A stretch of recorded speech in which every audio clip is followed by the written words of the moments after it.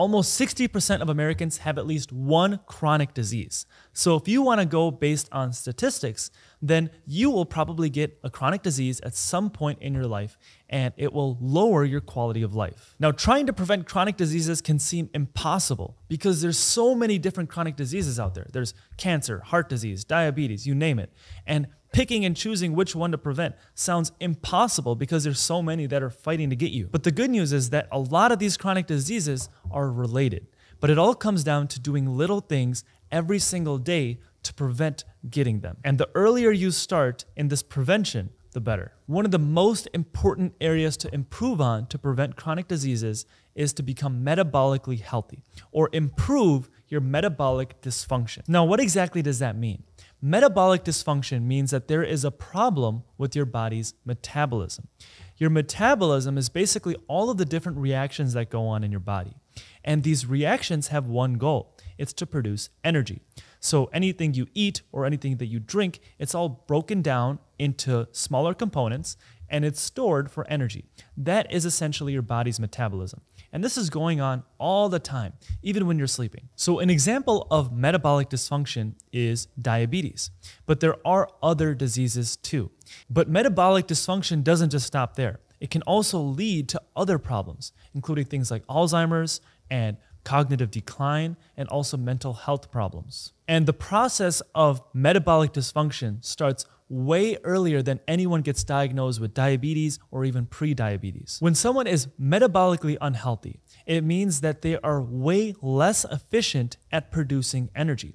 And specifically, their mitochondria in their cells are not healthy and not efficient in producing energy. So you might remember from biology class that your mitochondria are the powerhouse of your cell, and their goal is to produce ATP, or energy. And here's a little example of someone who is metabolically healthy and someone who is not metabolically healthy. So let's take a healthy person, and they try to do some sort of exercise. A healthy person, when they're exercising, will be able to do aerobic respiration. And this is basically when your body is burning both fat and glucose in the presence of oxygen to produce energy. So in aerobic respiration, you're burning both fat and glucose. Now, if a metabolically unhealthy person tries to work out, they will quickly switch to using anaerobic respiration. Now, the difference here is it's much less efficient than aerobic respiration. And also, you don't burn any fat. They're only burning glucose. So when a metabolically unhealthy person works out, they only burn glucose, and in turn, they produce a lot more lactate. Lactate is something that is always generated during exercise. And when you build up a whole bunch of it, that is what turns into lactic acid. So if you're ever doing a very intense exercise and then your legs start to burn, that is that lactic acid that's building up. A metabolically unhealthy person will have this buildup way more and way faster than a healthy person. And this will lead to that metabolically unhealthy person having a very unsustainable workout. It's kind of like trying to sprint all out as far as you can and as long as you can. But instead, for an unhealthy person, that will just be their normal day-to-day tasks. So if a healthy person and an unhealthy person were doing the same exact workout, the healthy person will be able to burn fat and glucose at the same time. But an unhealthy person will only be able to burn their glucose. They will not be able to burn their fat, and they'll build up more lactic acid. And the reason, again, has to do with their mitochondria. Their mitochondria in their cells do not function as well because their mitochondria are unhealthy. And there's been a lot of studies. People who are obese or have diabetes, in general, when they're just resting, they have a lot more lactic acid or a lot more lactate buildup just at rest. This is a huge sign that their mitochondria are just unhealthy and that they're working way harder than a healthy person just being at rest. And this is one of the biggest problems with people who are metabolically unhealthy because they can never tap into their fat stores. They can never start burning their fat no matter what they do. These are the people that need to burn their fat the most, but they can't do it. It's kind of unjust in a way. This is also why someone who's metabolically healthy will have a quote-unquote fast metabolism. And this is also why so many people are so jealous of those people because they think whatever they eat, whatever they do, they're just going to burn it off because their metabolism works better. But at the end of the day, it comes down to how metabolically healthy you are. And you could see how becoming metabolically healthy will help you in so many other aspects of life, not just one particular thing here. It's in literally everything. I mean, imagine being able to burn fat while you're sleeping or while you're resting. So how can you start to control your own metabolism and start becoming more metabolically healthy? Well, one of the biggest ways to do this is controlling your insulin. Your insulin is a hormone and it's secreted from the pancreas. That means it's both produced and released from your pancreas. And it's released in response to a glucose spike. So if you eat something sugary or if you eat a carbohydrate and it breaks down into glucose, this insulin will be released. And the goal of insulin is to store your glucose for a later use, because you're going to need that glucose at some point when your body needs energy. Now, insulin is a very important hormone. You can see how important it is to store this glucose and make sure that you have enough of it for later use. But the problem with insulin is when we start to abuse it. The first step to becoming metabolically unhealthy is insulin resistance. So basically the way insulin works is, let's say you eat something. You eat a nice hearty breakfast. You have sausage, you have eggs, you have potatoes, you have a bagel, a nice big breakfast. Now, as soon as you eat that, you're gonna have a big sugar spike in your blood because those carbohydrates are gonna break down, and now you're gonna have all this glucose floating around in your blood, and you're gonna need something to store that glucose for a later date. This is where your insulin comes in. Now you have a huge insulin spike. And if you look at a graph, you'll see that not only will your glucose spike after this breakfast, your insulin will also spike to control that glucose. And then let's say you wait a few hours to eat your next meal. In those few hours, typically your insulin will start to come down because that glucose will all be stored and you don't need that much insulin anymore. So then your insulin levels will start to come down back to a normal level until you eat your next meal, and then it'll go back up.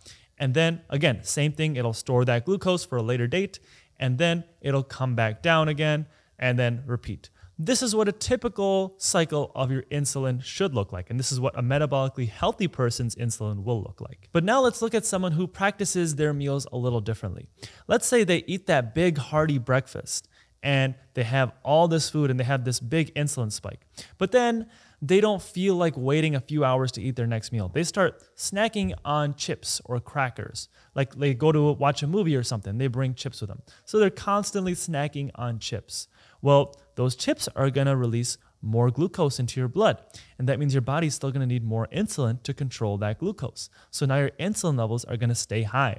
They're not gonna come down. They're gonna kind of stay at a high level. And then it's time for lunch, so then you have a big meal. Again, your insulin's gonna have to stay high to control that glucose. And again, you're snacking on crackers or something throughout the day until dinner comes, and then you eat again, and again, your insulin's gonna stay high. So now in this example, I know it's a little extreme, but in this example, your insulin has stayed high all day long. Now, if you do that for one day, for a healthy person, that's not a big deal. Your insulin is gonna be able to recover, and temporarily you'll be fine. So the more glucose that you have, the more insulin your body will produce. So let's say you constantly eat throughout the day, then your body will simply produce more insulin to take care of that glucose. And initially that will not have any effect on you. And I'll give a little analogy to make it a little easier to understand. Let's say that you came home from shopping with your wife and you have to bring in all these groceries into your house. And your wife wants you to carry all the groceries. In this scenario, you are the insulin and the groceries are the glucose. And you have to store all that glucose inside your house. Well, next time you guys buy double the amount of groceries. Well, it's a good thing you've been hitting the gym because now you can carry all these groceries and impress your wife and carry them all in. And the next time you guys buy even more.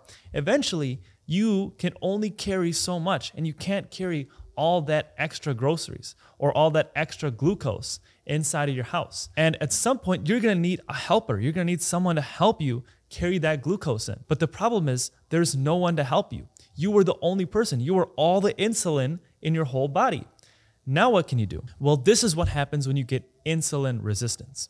When your insulin levels stay high for such a long period of time, your body can only produce so much. And eventually your body's glucose or all these groceries will spill over. You will not have enough arms to carry all these groceries inside of your house, just like your body does not have enough insulin to store all of your glucose. Now, this is a very extreme way of looking at it, but this is pretty much the same thing that happens to your body, and this is what leads to people becoming pre-diabetic and even type 2 diabetes. So if your goal is to become metabolically healthy, which everyone's goal should be, then you have to control your insulin levels. So the three biggest things you can do to help that is to avoid snacking and avoid eating refined carbohydrates, and also practice intermittent fasting. Like I said before, the more you snack throughout the day, the higher that insulin level will stay because you're not giving that insulin any break. You are basically constantly flooding your body with glucose, and your body has to constantly, in turn, produce more insulin.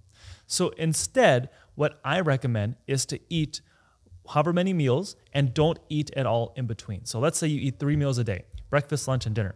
Don't have any snacks in between. If you have to have a snack, then incorporate whatever you're gonna eat into your meal. You know, the interesting thing here is that this will also help your teeth, because the reason that people get a lot of cavities is not just eating sugars, it's actually the frequency of eating these sugars. So let's say you were gonna sip on a can of Coke throughout the day, and someone else is gonna just chug a can of Coke all at once. That same can of Coke will cause more cavities in that first person than the second person. And the reason is that first person is flooding their mouth with sugars. Even if they're just taking a sip, they're flooding their mouth with sugars, which feed the bacteria in their mouth and cause cavities. On the other hand, that second person, they chugged all that sugar at once. Now, that sugar might be affecting their body, but their teeth will not be as affected, because now for the rest of their day, if they don't have any other sugars, their saliva is clearing away all that acid and all that sugar that's in their mouth, so that they are way less likely to get cavities. Now, it's the same thing when it comes to your diet and your glucose levels and your insulin levels. Now, if you are used to snacking, then this may be a little hard to adjust to, because you're basically going to be constantly hungry. So you're going to have to fight that urge for a little bit to not snack throughout the day. Now, the second thing I said was avoid refined carbohydrates. Now, these are things like white bread or white rice or any pastries or bagels. All of these things will have a much higher glucose and insulin spike in your body compared to things that are whole grains. And the third thing is practicing intermittent fasting. So intermittent fasting is basically, like the name says, is intermittently you are not eating anything. And then you have a specific time window where you're allowed to eat. There's a lot of different ways to practice this. One way is to practice a whole day fast, where you have a whole day where you just do not eat anything. And then the next day, you can eat like normal. Another way to do this is an alternate day fast, where one day you're fasting, you're not eating anything, the next day you're eating. Then you go back and forth like that. Some people even practice like a whole 3-day fasting. I practice a different version of this. I still eat every day, but I eat in a time-restricted window every single day. So my first meal every day is typically around 1 p.m., and my second meal is at around 7:30 to 8 p.m. So those 7 hours are my whole eating window for the day. I don't eat any other meal for the rest of the day. So I only eat 2 meals, and I don't snack in between. So that's my way of controlling my insulin levels, where I have those 17 hours where I'm not eating to help make sure that my insulin levels are low and controlled, but then I am able to eat those 2 meals every single day so that I don't really get hungry throughout the day. That way of fasting personally works best with my schedule. That's why I do it that way. But if you have a different way of doing it, by all means, keep doing that. This is also why ketogenic diets, or diets very low in carbohydrates, are very good as well, because they can help people with metabolic syndrome and help control their metabolism. Your insulin is not the problem. The problem is how you're using your insulin. Your body needs insulin, but when you overdo it and you have too much insulin, you get this insulin resistance, then you're going to basically be constantly storing energy. And this leads to constantly storing fat. There is a way to actually help fix your asthma. And there's a way to actually improve your quality of life, get rid of those medications, and start breathing easier. So stick with me and I'll show you how. So when you have asthma, your breathing tubes start to shrink. And they actually shrink so much that it makes it so much harder for you to breathe, especially